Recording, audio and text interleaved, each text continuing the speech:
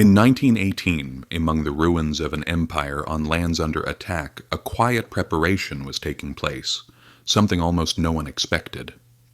The Ottoman Empire had been defeated in the First World War, and the lands of Anatolia were shattered. But it wasn't only the borders that had collapsed. People's dreams, their confidence, and their hopes for tomorrow were shaken as well. At exactly this moment, a small group of people, ignored by most, began silently, but without giving up, to create something new. According to Greek historians, when they entered Anatolia, there was a great sense of confidence, the support of Britain after the war, the moral boost given by the Europeans to the Greek occupation. Each of these gave the Greek forces tremendous confidence, but what those on the ground described was far from rosy. At first we thought it would be easy. They told us there wouldn't be much resistance on our way into Anatolia. But things didn't turn out that way. In the beginning, Greek forces certainly advanced comfortably. In some towns, no one resisted. In others, there were small groups of local fighters, but they were not taken seriously. One Greek lieutenant recalls, "We did not realize in those days that the real war had not even begun yet. The Turks were silent, but that silence was the calm before the storm. Turkish forces were reorganizing. Their weapons were limited, ammunition was scarce, but within the people there was a growing determination, a voice, a belief that no one is coming to save us. We have no one but ourselves."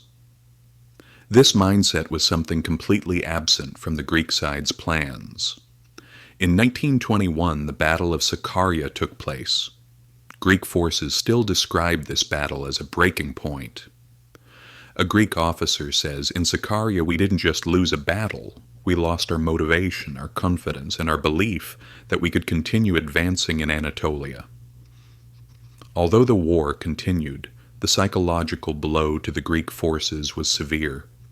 Logistical problems grew, and as the front expanded, their needs became impossible to meet. By the summer of 1922, there was a deep and unsettling fear within the Greek ranks. The Turks are preparing again.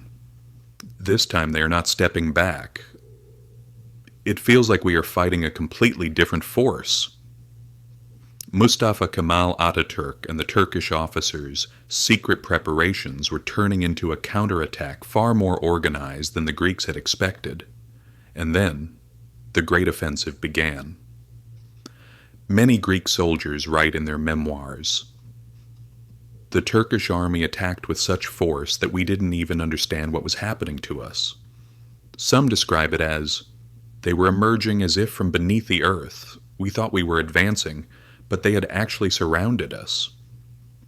Greek witnesses from those years clearly state that the retreat began in panic. The chain of command collapsed, communication between units broke down, and morale completely disintegrated. The Turkish army was swift, extremely swift. The Turks were chasing us. We were running. We couldn't stop. We couldn't regroup.